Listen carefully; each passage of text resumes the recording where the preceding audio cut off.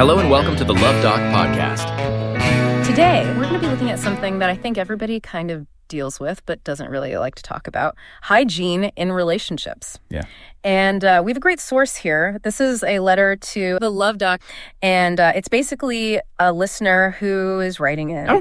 And she is really struggling with her boyfriend's hygiene. Oh, yeah, that could be a tough one. It's like, where do you even begin? Yeah, because you don't want to hurt anybody's feelings, but at the same time, it's like, how do you address it? It's such a personal thing. It is. Yeah, so personal. And it's so interesting how it can really impact a relationship. So this particular listener lays out some pretty specific things.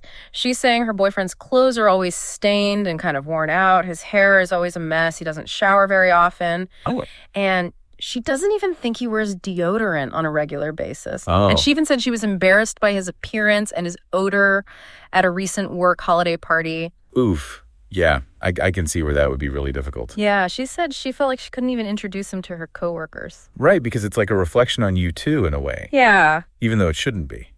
And the thing is, like, you know, it's one thing if he's just kind of a slob at home, but when it starts to impact her social life and how she feels when she's out with him, that's when it becomes like a real problem. Definitely a problem for the relationship. Yeah. And the other thing she mentions is that she's tried to bring it up with him, but he gets really defensive and just dismisses her concerns. So she doesn't know what to do. So she turned to the Luv Doc for help. Yeah, she's like, help me, Luv Doc. That's great. So the Luv Doc, in his typical kind of witty way, he starts his response with this whole thing about the meaning of life and the importance of caring about, well, everything. It's like this big philosophical opener. Yeah, you don't expect that when you're talking about hygiene. No, you don't. But he ties it all together really well. So how does he bring it back to the hygiene issue?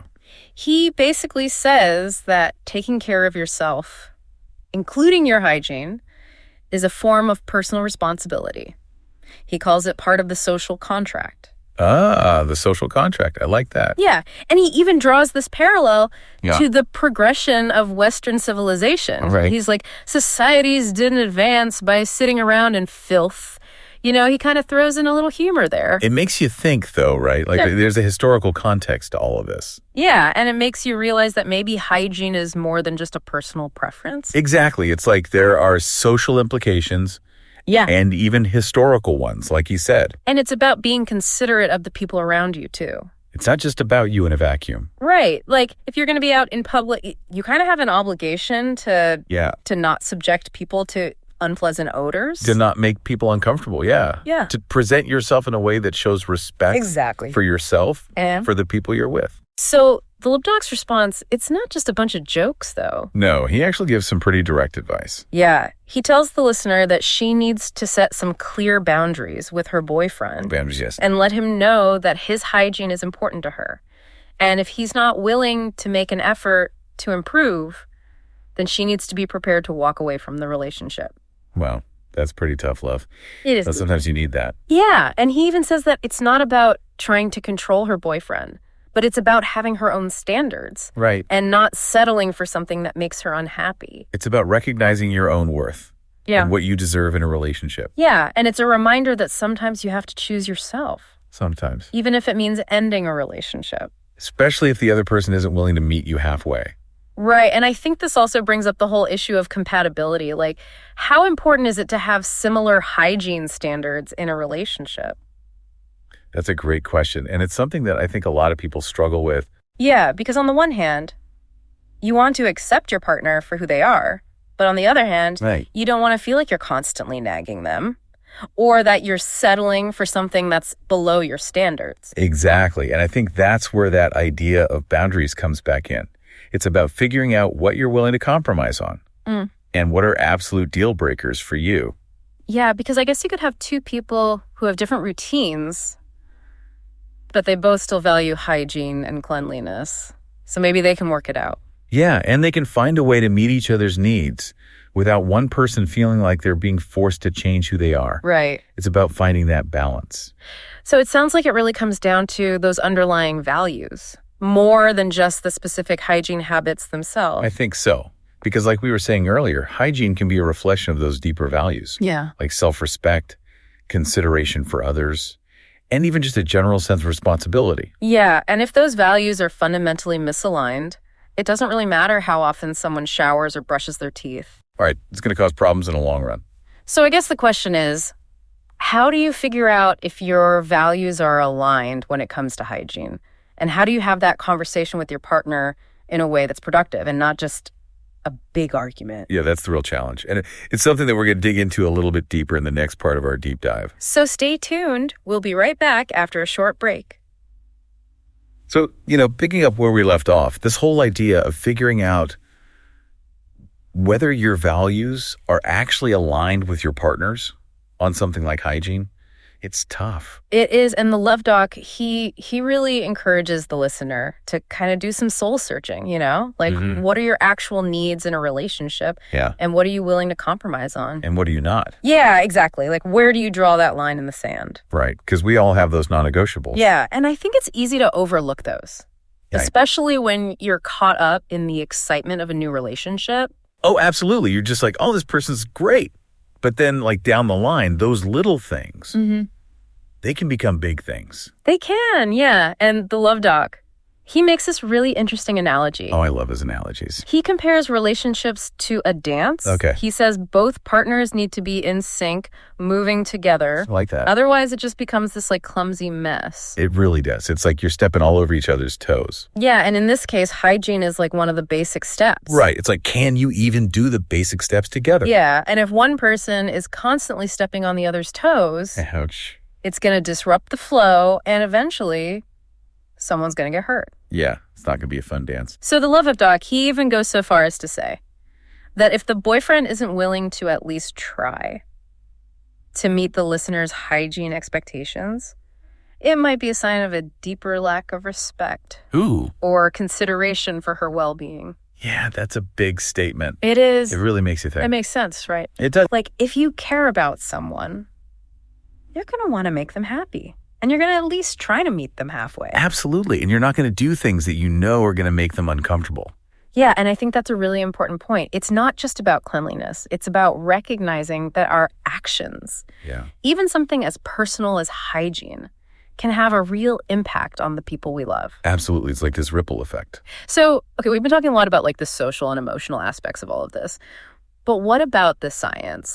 Is there a biological reason why hygiene is such a big deal in relationships? Oh, for sure. I mean, have you ever heard of pheromones? Yeah. So pheromones are these chemical signals that our bodies give off. Yeah.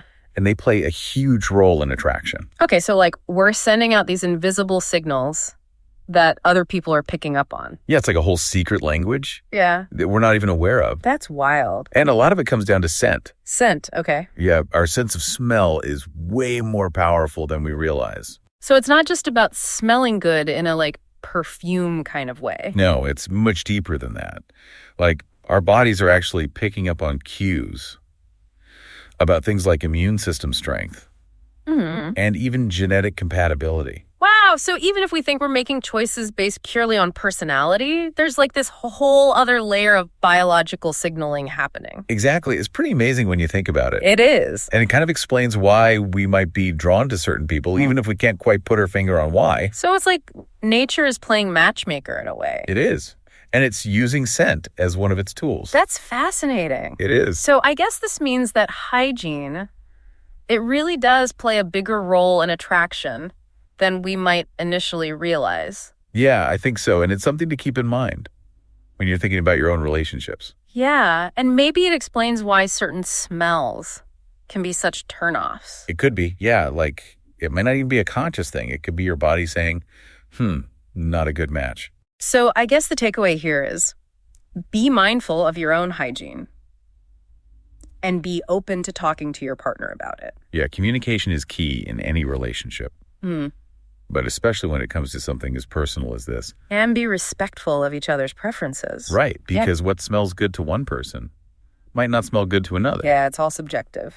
So finding that middle ground, yes, where both people feel comfortable, that's really important. And that's where those boundaries come in again, right? Yeah, it's about setting those boundaries. Yeah.